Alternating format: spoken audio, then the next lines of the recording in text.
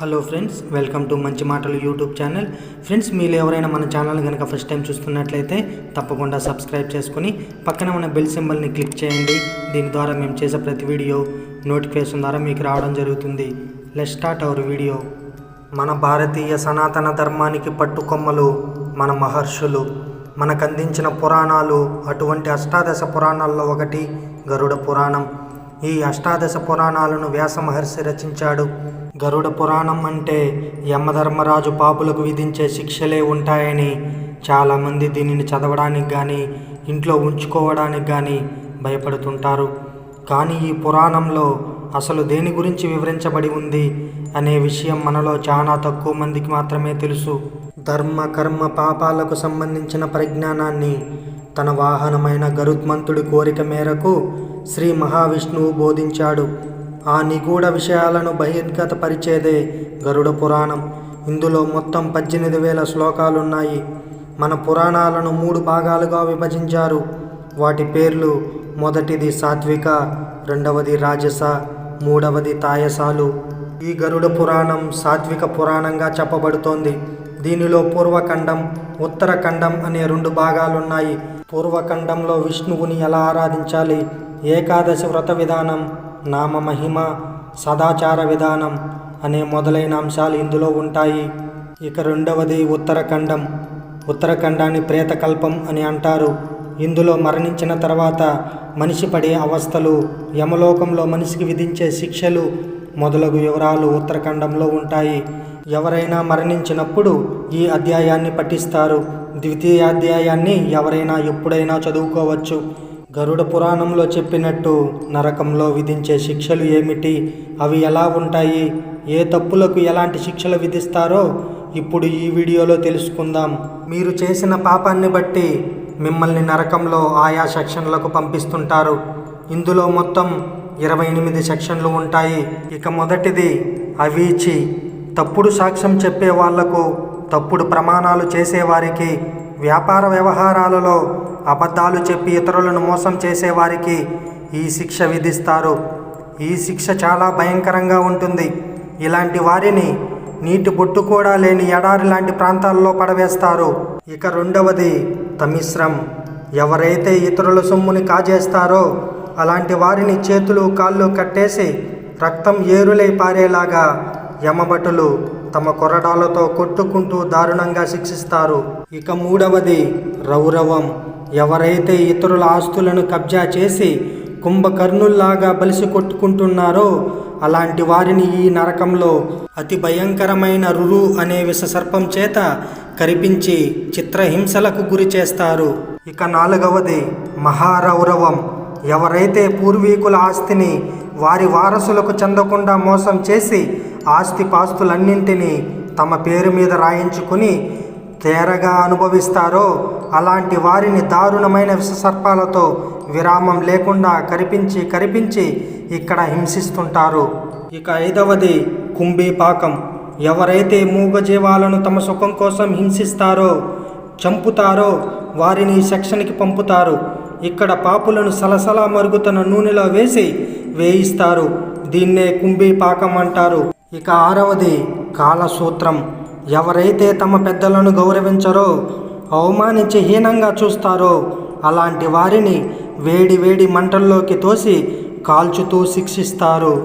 ఇక ఏడవది అసితపత్రవనం. తమకు నిర్దేశించిన పనిని సక్రమంగా చెయ్యరో, విధి నిర్వహణను ఎవరైతే విస్మరిస్తారో అటువంటి వారిని ఈ సెక్షన్కి పంపిస్తారు. అసితపత్ర అనగా రంపంలాగా కొయ్యగా కొనలున్నటువంటి ఆకులు అని అర్థం.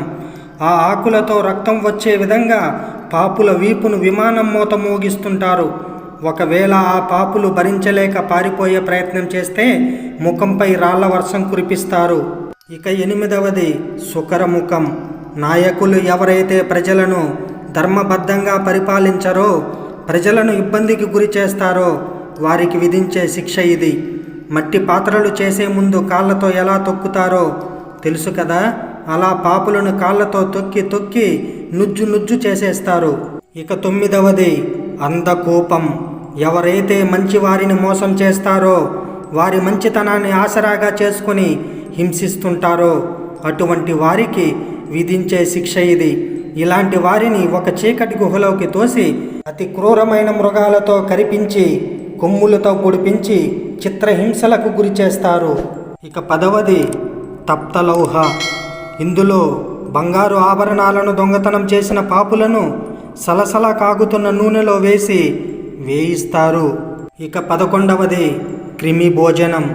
ఎవరైతే ఇంటికి అతిథులుగా వచ్చిన వారిని భోజనం కూడా పెట్టకుండా అవమానిస్తారో, ఎదుటి వారిని తమ స్వార్థానికే వాడుకొని వదిలేస్తారో అలాంటి వారికి విధించే శిక్ష ఇది. ఇలాంటి పాపులను విషసర్పాలతో, తేళ్లతో, క్రిమి కీటకాలతో కరిపిస్తారు. వాటికి ఆహారంగా పడవేస్తారు. ఇక 12వది వజ్రకంఠకాసలి.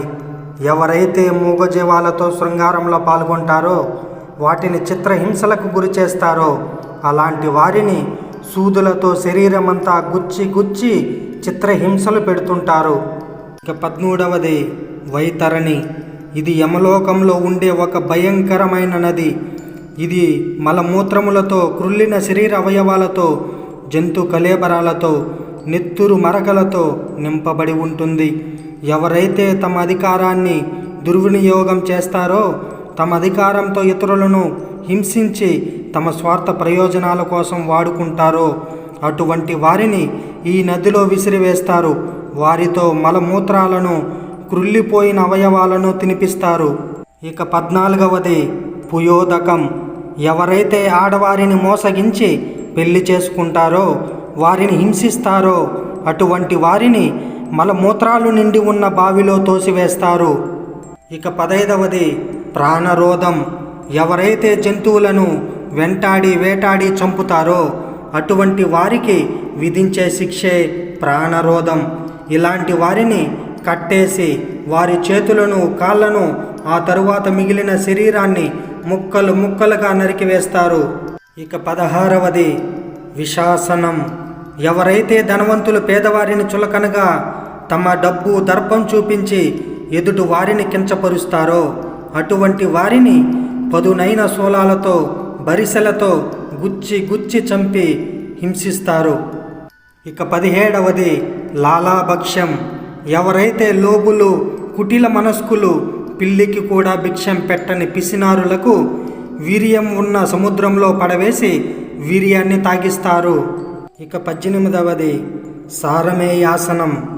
ఎవరైతే ఇతరులను మోసం చేస్తారో, కపట నాటకాలను ప్రదర్శిస్తూ పైకి మంచిగా ఉన్నట్లు నటిస్తూ ఎదుటి వారిని మోసం చేస్తారో అలాంటి వారిని ఒక గదిలో బంధించి వేల కొద్ది కుక్కలతో కరిపిస్తారు. ఇక 19వది అవీచీమింత. ఎవరైతే అబద్ధపు సాక్ష్యాలు చెప్తారో, అబద్ధాలు ఆడుతారో అలాంటి వారికి ఇక్కడ పడే శిక్ష ఎలా ఉంటుందంటే, ఎత్తైన కొండలపై నుండి పాపులను క్రిందికి తోసివేస్తారు. నుజ్జు నుజ్జు అయిన శరీరాన్ని మళ్ళీ మళ్ళీ తిరిగి ప్రాణం పోసి మళ్ళీ ఎత్తైన కొండలపైకి తీసుకువెళ్ళి అక్కడ నుండి పడవేస్తారు. ఇక 20వది అమోపానం. ఎవరైతే మద్యానికి బానిసలై ఇతరులపైన అఘాయిత్యాలకు పాల్పడతారో అటువంటి వారికి ఇక్కడ వేసే శిక్ష అతి భయంకరంగా ఉంటుంది. ఆడవారైతే ఇనుప ద్రవాన్ని త్రాగాలి. అదే మగవారు అయితే సలసల కాగే లావాన్ని త్రాగాలి. ఇక 21వది రక్షోభక్ష్యం. ఎవరైతే జంతువులను, మనుషులను బలి ఇస్తారో, బలి ఇచ్చిన తర్వాత ఆ జంతు మాంసాలను తింటారో వారికి ఇటువంటి శిక్షలు వేస్తారు. వీళ్ళు ఏ జంతువులనైతే బలి ఇచ్చారో అవన్నీ ఒకచోట గుమిగూడి గుంపులుగా వారిపై విరుచుకుపడి పొడిచి పొడిచి క్రూరాతి క్రూరంగా పీక్కు తింటాయి. ఇక 22వది శూలప్రోతం. అమాయకులను, ఎలాంటి తప్పులు చేయని వారిని బాధించి హింసించే వారిని, చంపిన వారిని ఇక్కడికి పంపిస్తారు. ఇక్కడ పాపులను ఆకలి దప్పులతో చిత్రహింసలు పెట్టి ఇనుప శూలాలతో గుర్చి గుర్చి చిత్రహింసలకు గురి చేస్తారు. ఇక 23వది క్షరకర్తమం. ఎవరైతే ఇతరులను సూటిపోటి మాటలతో అవమానిస్తారో, హింసిస్తారో అలాంటి వారికి ఈ శిక్షలు వేస్తారు. ఇక్కడ పాపులను ఇనుప కొక్కీలకు గురించి తలక్రిందులుగా వేలాడదీసి రకరకాలుగా హింసిస్తూ చిత్రహింసలకు గురి చేస్తారు. ఇక 24వది దండశూకం. ఎవరైతే మనుషులను జంతువుల కన్నా హీనంగా చూస్తారో అటువంటి వారిని అతి క్రూరమైన జంతువులతో పీక్కు తినేలా చేసి హింసిస్తారు. ఇక 25వది వధరోధం. ఎవరైతే మూగజీవాలను హింసించి వేటాడి చంపుతారో అలాంటి వారిని నరకంలో దగదగమండే మంటలలో కాల్చుతూ విషం తినిపించి హింసిస్తారు. ఇక 26వది పర్యావర్తనకం. ఎవరైతే ఆకలితో ఉన్న వారిని ఆదరించక హింసిస్తారో అలాంటి వారిని అతి క్రూరమైన పశుపక్షాదులతో పొడిపించి కరిపించి హింసిస్తారు. ఇక 27వది శుచీముఖం. ఎవరైతే పిసినారితనం పీక్స్లోకి వెళ్ళి ఇతరుల కొరకు సహాయం చేయక తన కోసం ఏమీ ఖర్చు పెట్టకుండా తన శరీరాన్ని ఆకలి దప్పులతో బాధ పెట్టినవాడు అలాంటి మహాపిసినారులను మరియు అప్పు తీసుకుని ఇవ్వకుండా తప్పించుకుని తిరిగే వారికి ఇక్కడ వేసే శిక్షలు పదునైన సూదులతో ఒళ్ళు మొత్తం ఊనమయ్యేలా గుచ్చి గుచ్చి చంపుతారు. ఇక 28వది సల్మలి. ఇక్కడ వ్యభిచారం చేసిన స్త్రీలను పురుషులను ఎర్రగా నిప్పు కనికల్లా కాలిన పెద్ద పెద్ద ఇనుప ముక్కలతో ఆలింగనం చేయించి వెనుక నుండి యమభటులు కొరడాలతో కొడుతూ చిత్రహింసలకు గురి చేస్తారు. గరుడ పురాణంలో విధించబడిన ఈ శిక్షలు మనలను భయపెట్టడానికి కాదు, మనలోని క్రూరత్వాన్ని తరిమేసి సమాజానికి హానికరమైన పనులు చేయకుండా ఆనందమైన జీవితం గడపడానికి చెప్పబడినది. సర్వే జన సుఖినో భవంతు. ఫ్రెండ్స్, ఈ వీడియో కనుక మీకు నచ్చినట్లయితే మన ఛానల్ని సబ్స్క్రైబ్ చేసుకొని ఈ వీడియోని లైక్ చేయండి. అలాగే మీ విలువైన అభిప్రాయాన్ని కామెంట్లో తెలియజేయండి. Thank you friends. Thanks for watching.